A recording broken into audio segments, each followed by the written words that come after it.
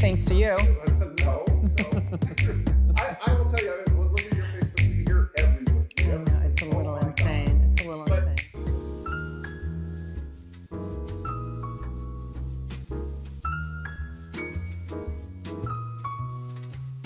I'm a journalist. I believe in the power of storytelling, and I think that that is what the cultural mission of the Asian Society is, to really harness, the humanity in this kind of cultural exchange that we engage in. I also think it's important to have pan-Asian organizations that, we know about the Committee for 100, for Chinese Americans, for Vietnamese Americans, for Indian Americans, but the idea that we can come to one place.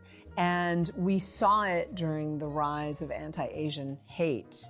The people who are, engaged in bigotry and hate don't see the distinctions between Chinese and Vietnamese and anything in between. And so those are pan-Asian problems to which we need pan-Asian solutions. And I think that that kind of, sort of cultural human exchange is part of it.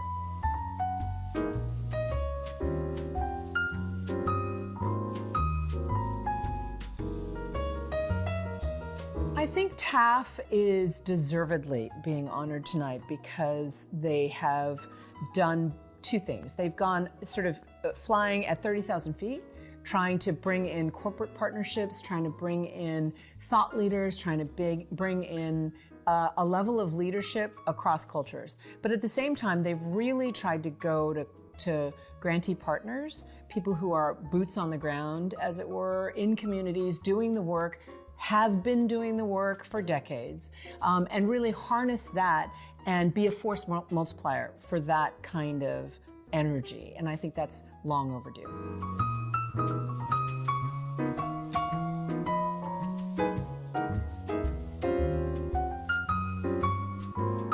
I think that they had their eyes on the prize to have systemic change, to be a game changer in a world where Asian American organizations were bifurcated. They weren't working in tandem, they were often working in parallel, not aware of what they were doing. So this idea that we would have an Asian American approach as opposed to, in our silos is an incredible game changer.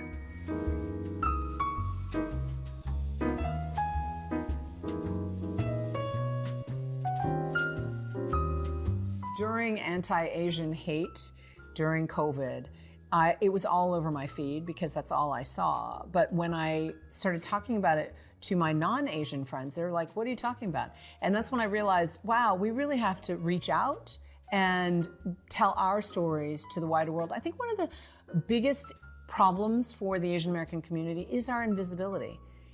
The idea that, and there's research on it that Taff has run, that people are just not attuned to the Asian American experience. And that's why the narrative change part of the Taff mission is so important. Because it seems funny, like, oh, why are all these Hollywood stars involved? Because somebody said, Hollywood storytelling is like the Trojan horse of narrative change. When when Shonda Rhimes, does shows about, African-American doctors, I actually talked to her about it. She's like, it's not a show about black doctors. It's about doctors having sex and having a great life. They just happen to be black. And I think the more we can spotlight and show representation in the Asian American community that is diverse, that is, across all spectrums of human experience, that's when you start seeing people as individuals as opposed to a stereotype. And I think that's what it's trying to break down.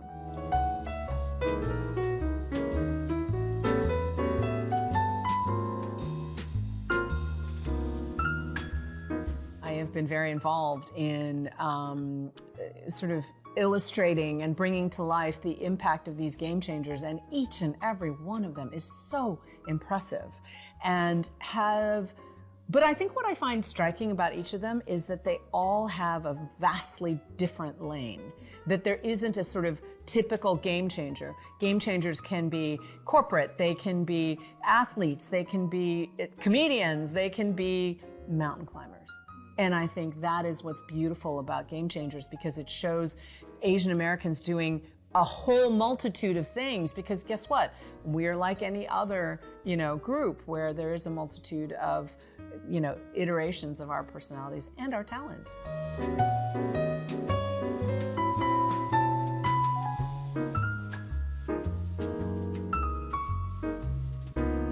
I didn't know when I was starting out that my identity as an Asian American was influencing anything, but I came to this country when I was very young, and I watched my father be talked down to and treated badly, and I didn't know what I was looking at when I was a kid, but I knew what it felt like.